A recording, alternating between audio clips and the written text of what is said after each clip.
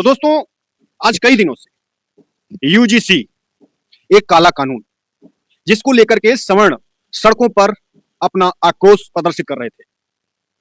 बहुत सारे लोगों ने इस काले कानून का समर्थन किया और बहुत सारे ऐसे लोग थे जिन्होंने वास्तविक रूप से बिना पक्षपात, बिना भेदभाव की भावना से इस काले कानून की खामियों को उजागर किया और इसका खुलकर के विरोध किया।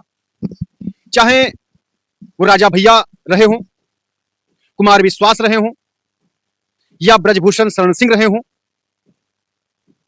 या शंकराचार्य अभिमुक्तेश्वरानंद महाराज जी रहे हों, या गौरव कवि रहे हों। बहुत ऐसे क्रांतिकारी लोग मीडिया जगत की अगर हम बात करें, चाहे कोई भी हो, शुभंकर मिश्रा ने भी पूरी दमखम के साथ इस आवाज को उठाया। शुभंकर मिश्रा ने एक एक तथ्य को खोल करके रख दिया।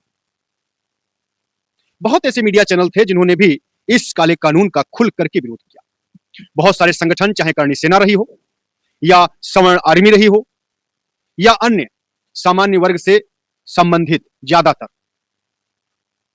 एक बात तो खास देखने को मिली कि ये देश में जातीय भावनाएं बहुत चरम पर हैं। हर इंसान को अपने स्वार्थ की चिंता है, ना कि देश की। देश चाहे भले ही खोखला हो जाए, लेकिन लोगों को परवाह नहीं। बस हमारा नाम अगर उस लिस्ट में शामिल है जहां पर लाभ मिल रहा है तो हम चुप हो जाएंगे। सबसे बड़ी दुखद बात यह रही कि किसी भी पट्टाधारी पार्टी ने इस काले कानून का विरोध नहीं किया, खुलकर के विरोध नहीं किया। मैं फिर भी समाजवादी पार्टी के मुखिया अखिलेश यादव जी को धन्यवाद करूंगा। कम से कम उन्होंने ये कहा कि कोई अपराधी छूटे नहीं और कोई निर्दोष फंसे नहीं, ऐसा कानून होना चाहिए। और मैं धन्यवाद उस चंद्रशेखर रावण को भी दूंगा जो भीम आर्मी का संस्थापक है, नगीना से सांसद है। कम से कम उसने अपने लोगों के पक्ष की मजबूती के लिए इस कानून का समर्थन तो किया, खुल करके समर्थन किया। मैं धन्यवाद देता हूं चंद्रशेखर रावण को, और मैं धिक्कारता हूं अपने उन सवर्ण नेताओं को जिन्होंने इस यूजीसी के काले कानून में अपने साइन किए, अंधभक्ति करी, अपने आने वाली पीढ़ियों को गर्द में ढकेलने का काम किया। मैं धिक्कारता हूं ऐसे लोगों को, और धन्यवाद करता हूं मैं उन लोगों को भी जिन्होंने यूजीसी का जैसे कानून का जो है एक चिट्ठा तैयार किया। कम से कम उस बहाने ही सही ये सवर्ण एक पटल पर तो आए। इन्होंने एक पटल पर जाकर के अपना विरोध तो दर्ज कराया।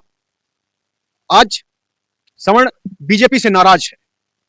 नाराज इसलिए है कि बीजेपी की सरकार है। सवर्णों का मानना यह है कि सवर्ण लगभग 90%, 10% इधर उधर भले ही खिसक गए हों, 90% सवर्ण जो है बीजेपी के साथ थे। उन्होंने बीजेपी में अपनी सुरक्षा खोजी थी, अपना सम्मान खोजा था। लेकिन इस बीजेपी की सरकार में ना तो सवर्णों का सम्मान ही रहा और सुरक्षा तार-तार हो गई। जो चीजें मायावती जी की सरकार में नहीं हो पाई थी, जो चीजें अखिलेश यादव जी की सरकार में नहीं हो पाई थी, मुलायम सिंह जी की सरकार में नहीं हो पाई थी, कांग्रेस की सरकार में नहीं हो पाई थी, वो सारे चीजें इस बीजेपी की सरकार में सवर्णों की गली की रस्सी बना दी गई। मैंने पहले दिन भी कहा था कि सवर्णों को हर दिशा से टारगेट किया जा रहा है। पहले उनको कैसे नौकरी में ना पहुंचने दिया जाए, इसके लिए आरक्षण लाया गया। उसके बाद में उनको परीक्षा में कैसे ना बैठने दिया जाए, इसलिए एससी एसटी जैसे कठोर कानून लाए गए। और उसके बाद अब विद्यालय से उनको कैसे भगाया जाए, उनको विद्यालय में, कॉलेज में, यूनिवर्सिटीज में कैसे दबाया जाए, कैसे उनके ऊपर माइंडली प्रेशर क्रिएट किया जाए, इसके लिए यूजी से जैसा काला कानून जबरदस्ती समाज को बिना मांगे थोपने का काम इस सरकार के द्वारा किया गया। और उम्मीद नहीं थी, और शायद मैं गारंटी से इस बात को कह भी सकता हूं, अगर सुप्रीम कोर्ट ने ये डिसाइड ना किया होता, स्टे ना दिया होता, तो सरकार इस बिल को वापस लेने वाली नहीं थी, कतई नहीं लेती। मैंने कहा भी था, क्योंकि लोगों को वोट दिखाई देते हैं। 4 लोगों में हमने 3 लोगों को कर दिया, अकेला ही क्या कर लेगा भाई। हमें वोट सेकेंडरी चीज है। प्रथम दृष्टया हिंदू, मुस्लिम, सिख, ईसाई हम सब भाई भाई हैं। भेद कैसे खत्म किया जा सकता है, इसमें काम होना चाहिए। मैंने हमेशा ही कहा, कानून बनाना गलत नहीं है, लेकिन कानून में किसी को भय में जीना, किसी एक व्यक्ति को भय में जीना, एहसास करा देना, यह कानून की दुरुपयोग है। और कानून की भावना यह होना चाहिए कि कानून सबको सुरक्षा प्रदान करे। ना किसी एक विशेष व्यक्ति को, ना एक विशेष समाज को। कानून जब भी बनाया जाए तो सर्वहित को ध्यान में रख करके बनाया जाए।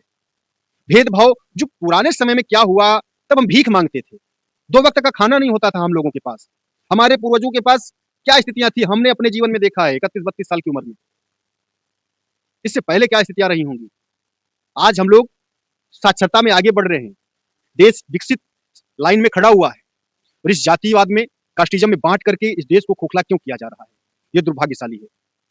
और सोचिए, मैं एक बार कहता हूं, डॉक्टर भीमराव अंबेडकर जी ने कहा था कि शिक्षा उस शेरनी का दूध है जो पिएगा वो दहाड़ेगा। याद रखना दोस्तों, ये जो सवर्णों का आंदोलन था, सड़कों पर लोगों ने आक्रोश जताया, शांतिपूर्ण तरीके से उन्होंने विरोध दर्ज कराया, इसका बहुत असर नहीं रहा दोस्तों।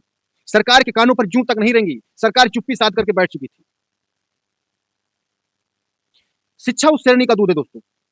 ये जो हमारे पढ़े लिखे क्रांतिकारी, हमारे एडवोकेट्स, वकील साहब लोग जो हैं, उन्होंने जब इस कानून को चैलेंज किया सुप्रीम कोर्ट में, सही तर्क दिए, सुप्रीम कोर्ट के जज को समझाया कि कैसे इस कानून का दुरुपयोग हो सकता है, कैसे जाति उन्माद फैल सकता है, पूरे समाज में विध्वंस जैसी भावनाएं जन्म ले सकती हैं, पूरा देश बिखर सकता है।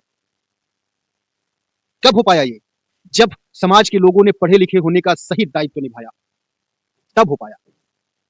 और मैं धन्यवाद करता हूं सुप्रीम कोर्ट के 2 जजों के बेंच, चीफ जस्टिस सूर्यकांत और जस्टिस जयमाला बागची। इन्होंने जो है वास्तव में कानून की रक्षा, सर्व समाज को अंधकार में, खाई में ढकेलने से बचा लिया। धन्यवाद करता हूं, सैल्यूट करता हूं ऐसे जजों को मैं, जो आज भी बीजेपी सरकार के खिलाफ या उनकी मंशा के अनुरूप नहीं, जो न्याय संगत बात होती है उस पे जज करते हैं, उसको जजमेंट करते हैं। धन्यवाद करता हूं। और हां, याद रखिए दोस्तों, बहुत सारे लोग गलत फहमी फैला रहे हैं कि ये दोनों जज जो हैं सवर्ण हैं। याद रखिए, अगर आप ऐसा कुछ समाज में भ्रांतियां फैलाते हैं तो आप पे जो है कंटेंट ऑफ कोर्ट कानून के तहत कार्रवाई हो सकती है। किसी भी जज की जाति, वर्ग, मजहब, ये कभी भी सोशल साइट पे या सरकारी दस्तावेजों में सार्वजनिक नहीं किया जाता है, नहीं होता है, और इसको सर्च करना भी गैर कानूनी होता है। आपको बता देता हूं जानकारी के लिए। बहुत सारे लोग कह रहे हैं कि जो है ये सवर्ण थे। सुप्रीम कोर्ट हो या हाई कोर्ट हो या कहीं भी कोई भी जज की कुर्सी पर बैठा हुआ व्यक्ति की जाति, वर्ग विशेष मायने नहीं रखता। मायने रखता है कि वहां पर दिया गया तर्क और फैसला। मैं नहीं जानना चाहता हूं कि हमारे ये 2 सम्मानित जज किस जाति बिरादरी वर्ग से आते हैं। मैं ये जानता हूं कि उन्होंने न्याय किया है, उन्होंने देश को खाई में जाने से बचा लिया है। तो ये गलतियां मत करिए आप लोग। सुप्रीम कोर्ट इस देश की आत्मा है। आत्मा एक बार फिर प्रमाणित हुआ कि आत्मा वास्तव में इस भारत देश की जिंदा है।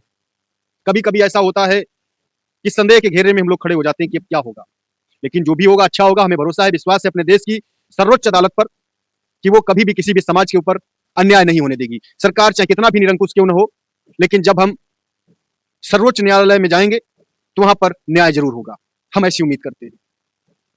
और मैं फिर एक बात कहना चाहूंगा दोस्तों, ये ना हमारी जीत है ना आपकी हार है, ये भारत देश के कानून की, भारत देश की आत्मा की, भारत देश के लोगों की जीत है। हिंदू, मुस्लिम, सिख, ईसाई सबकी जीत है। SC, ST, OBC, सामान्य वर्ग सबकी जीत है, अल्पसंख्यक सबकी जीत है। और जब सबकी जीत है दोस्तों, तो सबको स्वागत करना चाहिए और सबको खुश होना चाहिए। सरकारें कहती तो है बटेंगे तो कटेंगे, एक रहेंगे तो नेक रहेंगे, लेकिन पालन सिर्फ वोट बैंक की राजनीति के लिए होता है। जब वोट बटोरने होते हैं तो सनातन की बात की जाती है, हिंदुत्व की बात की जाती है, इलेक्शन खत्म तो मनमानी की जाती है। आज के हम सब लोग युवा पढ़े लिखे हैं, जानबकार हैं, समझदार हैं, तो बिना भेदभाव के आइए हाथ मिलाते हैं और एक दूसरे के साथ में इस देश को आगे बढ़ाते हैं।